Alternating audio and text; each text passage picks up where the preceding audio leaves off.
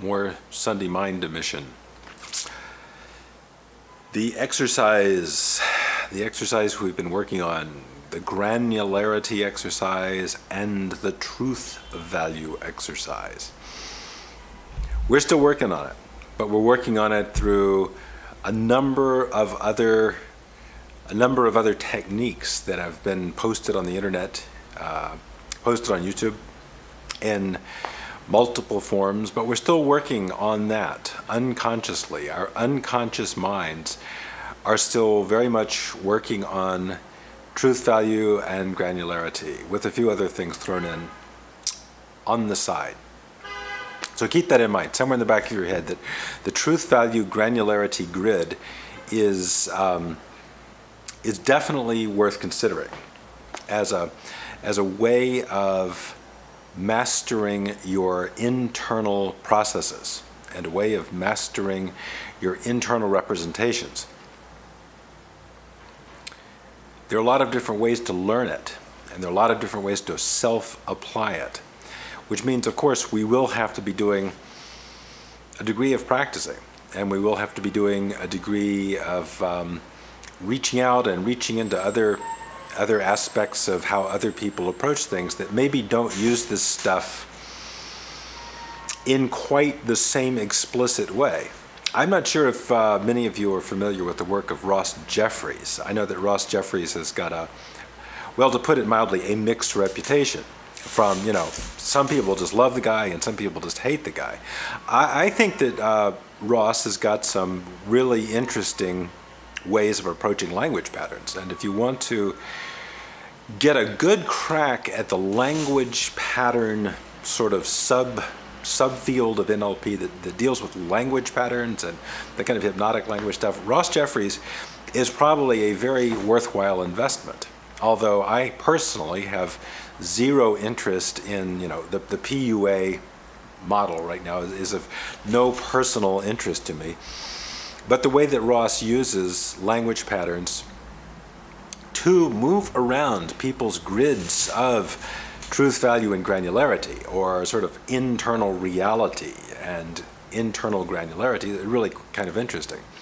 And he's very good at transitions. I think if you said, what gives Ross, his special, what's his secret sauce? If you said, what is the Ross Jeffries magic an example of? What is that an example of? Chunking up. That's what that's an example of. We're going to chunk it up one. What does the guy do? What's his sort of gift to the universe? I think that it would be transitions. What Ross Jeffries is teaching you is how to make very, very elegant transitions using language, which is transitional language, how to transition from one frame of reference, which will have one set of sort of truth weightings on it and one set of granularities on it, to another one, to move from like a very low granularity depiction or experience of something to something very high granularity, something that really fully engages you in many sensory modalities.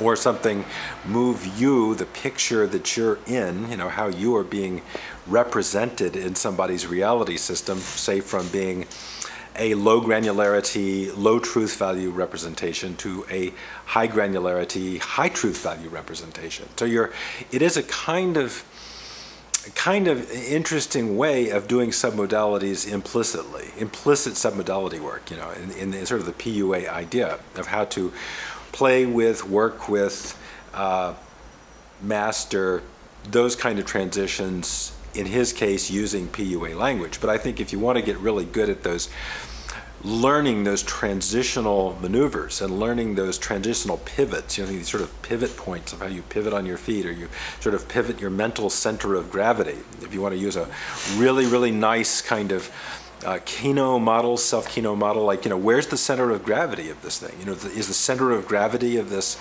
discussion with you, with her, somewhere in between, and how are you moving that center of gravity around? So I think center of gravity thinking and center of gravity models are really, really nice for thinking about relations and conversations and interactions. So I'd get some of his stuff. I don't know, it's some of it's pretty expensive, but it might be worth it. Example. What is an example of this? Okay, what is an example of Well, an example of this is chunking down. We're going to chunk down to a specific example. He likes to use specific words, like allow, permit. He'll talk about those in his lectures. Not that, hey baby, you feel this, He might say, I knew this person who allowed herself to feel this. Or, salesperson might say, well, I knew this family that allowed themselves to have this opportunity to have this wonderful learning experience. So allow and permit, you'll find them using that language. I am personally, if you want to have one real chunk down language bit, and I'm thinking sort of in that kind of transition, but the most interesting transition in one word I know of is the word realize. I think the reason realize is really important because it implies shifting from unconscious awareness to conscious awareness, because that's what happens when you realize something. Whoa, did you just realize that? Did you realize just what happened? Did you realize what he said? Did you realize the implications of that? Means, did you take all that word realize in codes? Did you take all this preconscious, sub-aware, sort of proto-represented stuff and have it suddenly come into consciousness, sort of in a flash or a zoom in or a pop or something, or some voice say something to you in a crystal clear inner voice? You have this like profound sudden body feeling. So that one word, do you realize? Do you realize how incredibly fun this could be? Do you realize what a gas this could be? And just by using that word realize and putting the word, do you realize, did you realize? And it's very interesting when you use the idea of did you realize, means you move it back just a little bit on the timeline. You say, do you realize, sort of sticks you right here. And well, maybe, do I? I don't know if I do or I didn't. But you say, did you, implies that they did. Or an even more interesting one is, you didn't realize what she just said, did you? You didn't, means, but of course you did. Future tense realize is kind of an interesting one, an interesting little spin. Pretty soon you will realize the consequences of those actions. Pretty soon, you will realize a payoff on that investment. Pretty soon, I can see that soon you will realize just what an absolutely wonderful time you had. Interesting, move it to the future, suggesting the past. You will realize what a wonderful time you had. And of course, I'm just encoding this very simply. So I think about the word realize and get very good at using the word realize, because, and don't overuse it, because once you get into one of these sort of overuse loops, people just like, tune out, can't deal with it anymore. You just said it 1,500 times, I'm not using that word anymore.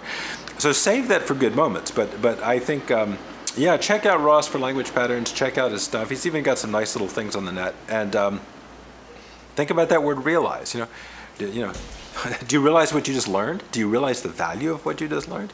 Right now, as you're watching me, talking, did you realize the great leverage that just the right word at just the right moment could give you? Did you realize that?